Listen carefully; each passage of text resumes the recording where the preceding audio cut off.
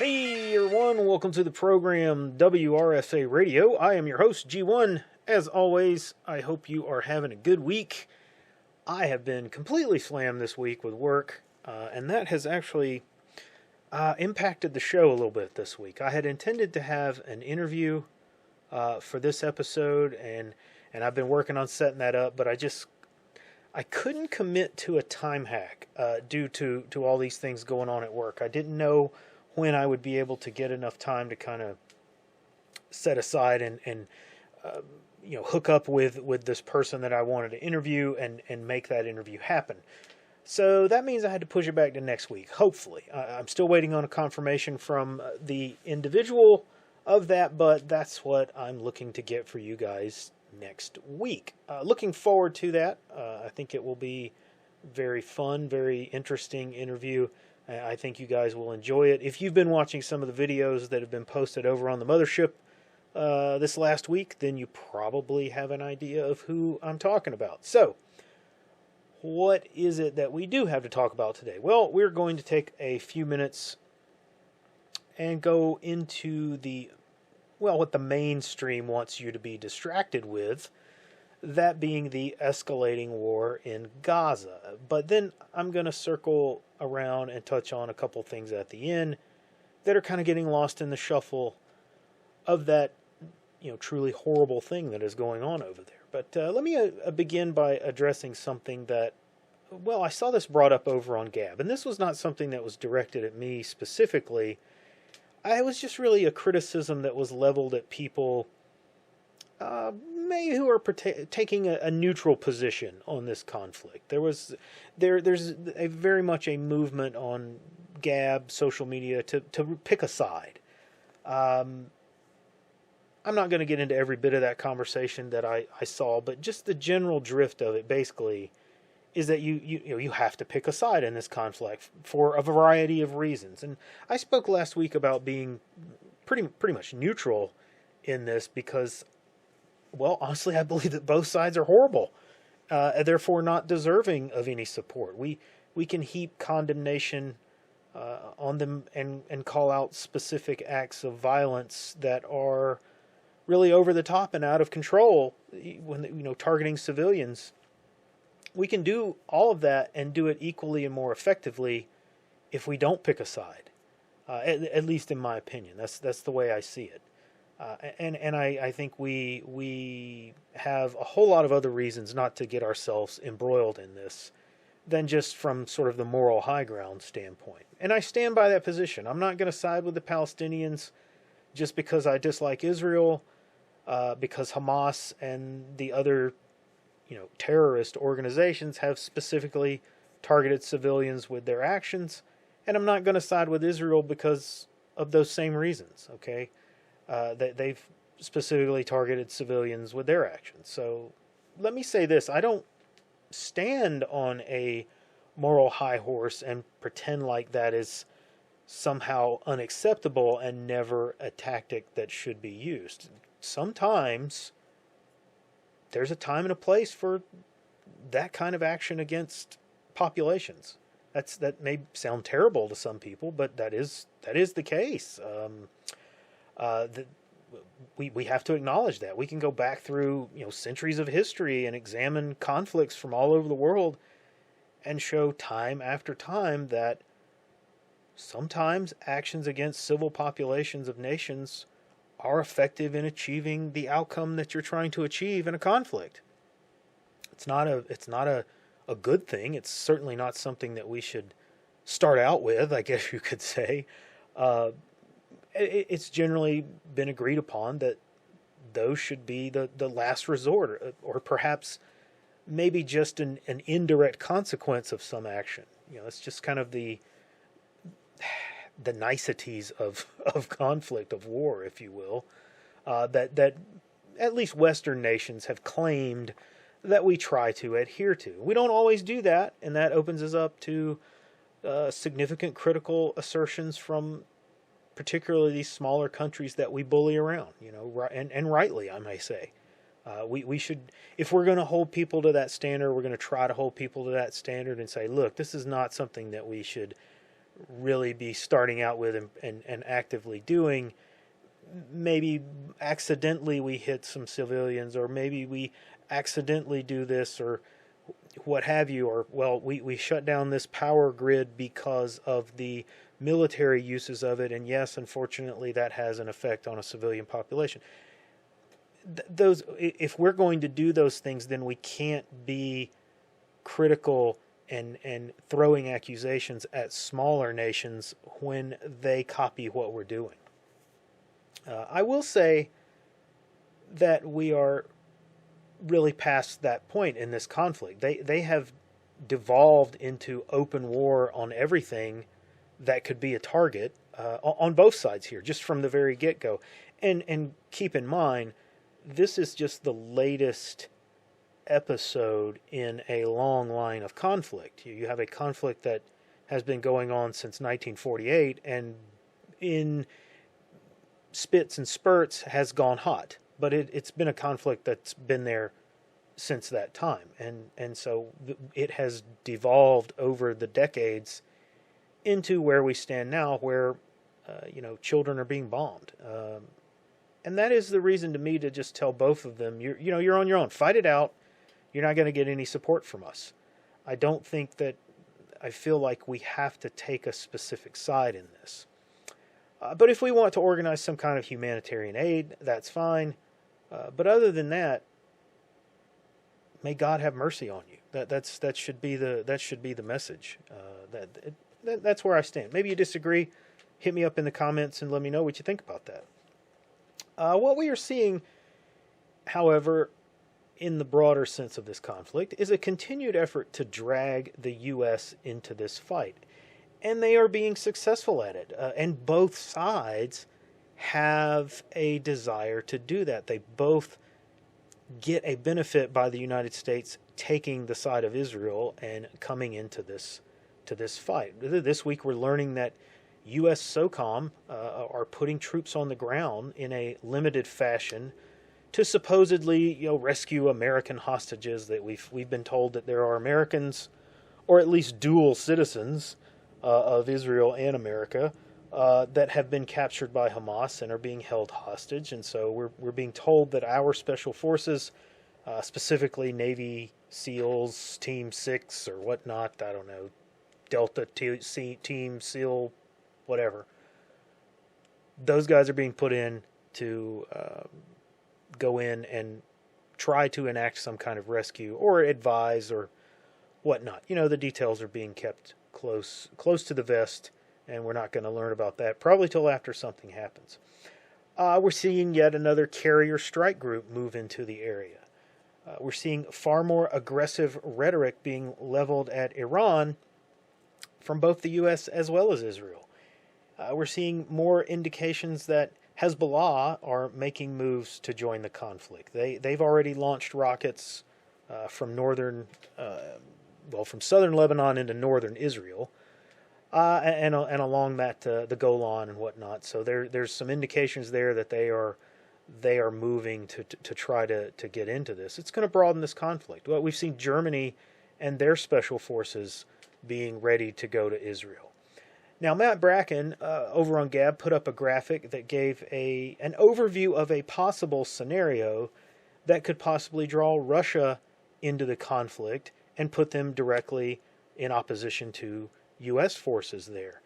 Generates sort of a Cuban Missile Crisis kind of moment there, with U.S. fleets being at odds with Russian fleets in the Mediterranean. Guys, this is serious stuff, and don't let my comments on it being a distraction make you think that I'm glossing over it. I'm not one bit, and I'm not making light of it. I use that terminology really more out of habit there, just to draw attention to some of the things that they are doing, which are being hidden by this event. They're being kind of lost in the weeds, lost in the chaff a little bit. And I'll get to those shortly, but basically it's assaults on the First Amendment. And this is both a distraction for those kinds of things happening domestically, with the Speaker of the House being elected, for example. But it's a distraction from that, but it's also a main event. This is something that could spin up and turn into a apocalyptic scenario. Let me give you a quick rundown on what we could be seeing in the future, or at least what we've kind of seen up until now, since the last episode. The big question we have right now is, why have the IDF seemingly stopped their ground action into Gaza? They were ramping up, looked like they were getting ready to kind of go in there, like they were just going to steamroll right over into Gaza last weekend. And then Sunday or Monday, they kind of put the brakes on it, and they've spent the last couple of days seemingly focusing on blowing up hospitals. That's the other big media narrative right now. A hospital was bombed, and initially the IDF bragged about this as being a target for them. That there was an official spokesperson that put out some tweets and messaging that said, yes, we bombed this hospital. And then the Palestinians started flooding the web with images and stories of hundreds of dead and wounded, and suddenly that became a big problem for them. So those tweets were removed, and the IDF quickly shifted gears and placed the blame on an errant Hamas rocket. They even managed to miraculously come up with an audio recording from a phone tap that has two men speaking in Arabic and claiming that, oh yeah, that was us. Looks like it was us.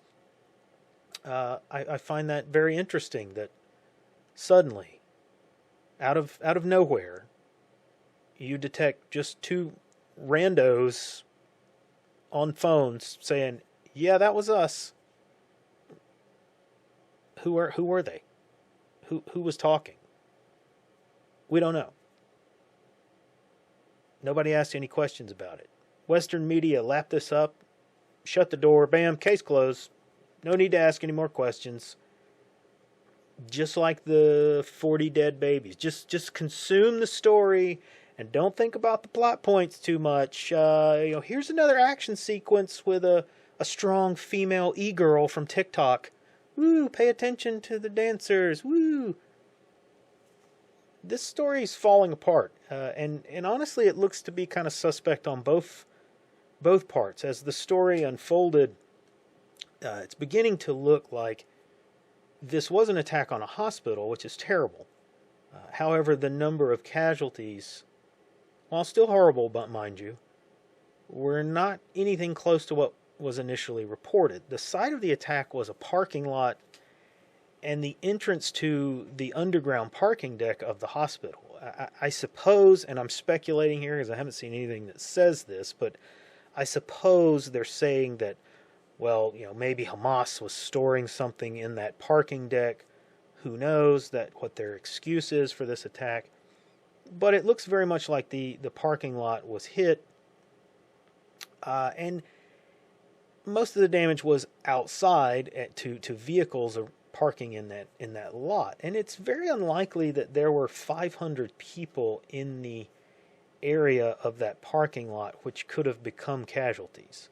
And that's not to discount that people were killed or injured, because I'm pretty sure that's undisputed.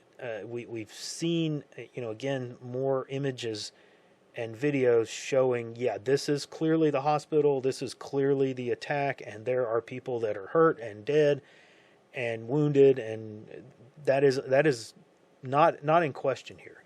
But perhaps the claims of the Palestinians have been exaggerated. I think that is what we are seeing here. Truly, truth is the first casualty of war, but it often dies many deaths over the course of one as well. And it looks like both sides of the conflict were trying to engage in some information warfare with this particular event. Now, at this point, what this has led me to conclude is that I discount everything that is being said about this war from the official sources of everyone involved. And I rate this even lower in confidence than where I have the Ukrainians and the Russians slotted at in terms of believability. So back to that ground offensive and what we're likely to see. It looks to be that the IDF may have been trying to take advantage of these hospital attacks to perhaps do some more preparation of the battle space. Like I said, a little information warfare. They may have been conducting some things in the background. They have been conducting raids and some limited ground action in the settlements up north along the border with Lebanon, and this is possibly to deal with Hezbollah elements there. And they've been doing some small action along the borders with Gaza, but they have not launched into this main effort that they have been signaling is coming for several days now. So what are they waiting for? And that's the big question that really they're the only ones that can answer that. But we have to ask, what are they waiting for? Is this something, are they waiting for something to happen that expands the conflict? Are they waiting for maybe U.S. or German SOCOM guys to get there to help them conduct some hostage rescues? We don't know. Maybe there's something else that is in the works here that we'll see in a few days. We just don't know at this point. And looking at Matt Bracken's map, we could very well be seeing something that might play out over the course of another week or two. But I don't think that one is something that the IDF is waiting on. That's not the thing.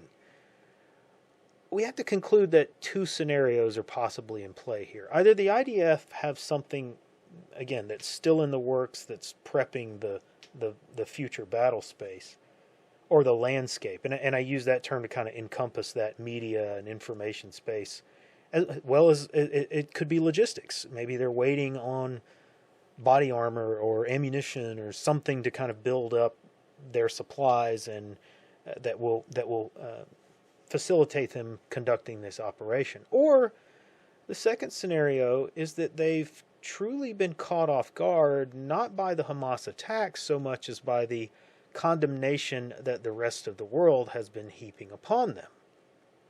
Iran issued a warning to Israel that indicated that they will go gloves off if the IDF launches this attack. Not in so many words, but that is, you read through the lines there, read between the lines through the diplomatic speak, and that's essentially what it says. And in the past, that would have basically pretty much been limited to terrorist action or supporting Hezbollah, supporting Hamas, those kind of things.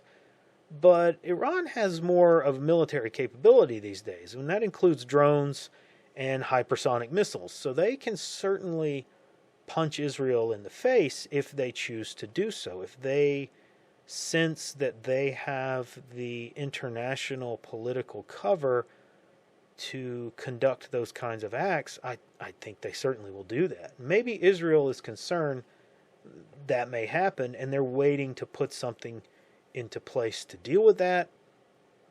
Perhaps they're waiting for the heat to die down from these hospital attacks. Maybe it's the opposite of that, what I initially indicated above. Maybe it was they're waiting to let that kind of die down a little bit before they go into this. Maybe Israel's concerned that, or they're trying to figure a way out or a way to get more world leaders on their side to justify these indiscriminate ground operations, and having that hospital attack kind of fresh in people's eyes. Some truly horrific images came out of that if you saw some of them, and having people with that fresh in their minds, particularly these world leaders. Maybe they're waiting for the heat to die down from that. I get the sense from this situation that they're holding out for something, for another hammer to drop, and that could come from either side, honestly. Maybe they want another clear act of what they can call terror aggression from Hamas, like an attack, a rocket attack or something on a very vulnerable Israeli target, and they will use that as, well, that's the trigger, let's go. Who knows? At any rate, all that is going on, but what we've perhaps been missing at home while this has all been taking place has been a couple of actions on the legal front related to the right to free speech in this country, and more examples of lawfare being conducted on your political opposition. Yesterday, a blogger and internet prankster was sentenced to 7 months in prison for making and posting a meme about the 2016 election. So a meme that was posted 7 years ago got this guy put in jail. This meme told Hillary supporters to vote on the wrong day, the day after the actual election. And at no time during the trial or the investigation for this so-called crime did the prosecution produce any evidence that anyone was ever convinced that they should be voting on the wrong day. No one showed up at the polling places on the wrong day to vote. Nothing. There was no evidence that any interference had taken place. In other words, there was no victim here, which means there was no election interference. Now you might say, well, some actions can be criminal just by trying to do them. So just posting the meme indicates that you were trying to influence the election, and so you would be guilty of illegal influence, what have you. Well, I think that's right in some cases, but this is not one of those. This is clearly protected speech under the First Amendment. This man was being satirical, and he was making a joke, and there was no intent to defraud or actually convince people to vote on another day. That is a bogus charge that was leveled at this guy. And it was only being prosecuted because he was naming Hillary voters in the meme. He was specifically mentioning Hillary supporters. In the case in point, a female blogger and poster created a very similar meme that was aimed at Trump voters. And she's not even been officially accused of committing a crime. No one's even talking to her. No one even came and investigated her or sent the police to say, no, naughty, don't do that. None of that happened. And clearly there's a double standard here. And this is a politically motivated prosecution. Now moving on to the other case. Today we had word that Miss Kraken herself, Sidney Powell, has pled guilty to lesser charges in her case of so-called election interference here in Georgia. When you look at this is clearly a case of Powell cutting her losses because she pled to misdemeanor charges to avoid felony ones and will spend no time in jail. When you look at that, it was something like a $6,000 or $7,000 fine and 7 months probation, and you don't go to jail, and you just got misdemeanors. I'm sure she looked at this and said, you know what, this is far easier and cheaper to me than paying big-time other lawyer fees. She knows about lawyer fees, I'm sure, to go try to fight this in court with a jury that is not going to be of her peers. This is in Fulton County, which those are not sympathetic people to the Trump cause. So she cut her losses. The one thing that did come out of this, that she was required to agree to testify in court against the others that were charged in the case. And recall, this is the sweeping bullshit indictment of Trump and others accusing them of trying to interfere with the Georgia elections because they called and talked to the Attorney General, and they wanted to look at a voting machine in Coffee County, which showed some indication that it was potentially changing votes or having a problem. There were videos that came out at the time of that, when that happened, and they wanted to see that machine and see the insides of that machine. So they were accused of conspiring to tamper with a voting machine. So just again, this is bullshit. It's just obvious that they cut her this deal to put her on the stand and pressure her into saying something. Now, I don't know what she's going to say. I assume she's going to speak exactly and answer the questions as they're given to her, as she saw them happen. And they will try to use that to paint the president and others in a bad light. And I can't say that I blame her for taking this deal, but it just paints this picture in the media that, the commies want to see. And it makes them, wrinkle their shoulders and writhe their hands over the idea of just slowly putting pressure on President Trump. Oh, we're going to get him. We're going to put him in jail. Oh, orange man, orange jumpsuit, bad. Whatever.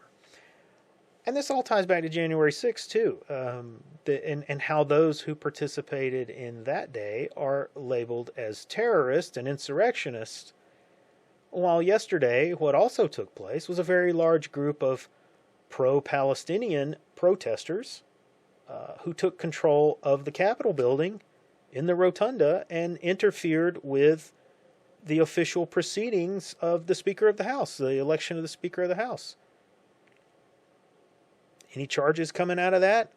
I guess one man's insurrectionist is another man's protester, since it's highly unlikely that they will see any real legal action directed at them. I don't think the DOJ and the FBI are going to be hunting them down over the course of the next 4 years. I don't know. These are the times that we live in, folks. World War III, in case you haven't noticed, is in full swing. And it's an information war. There's no limit to who's in the crosshairs. And there's no limit to what links the players will go to.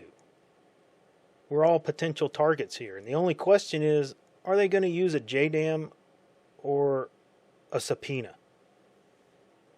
Now that's all I got time for this week, folks. Like and subscribe. Come see us over on Gab and the Mothership, and I will see you on the next episode.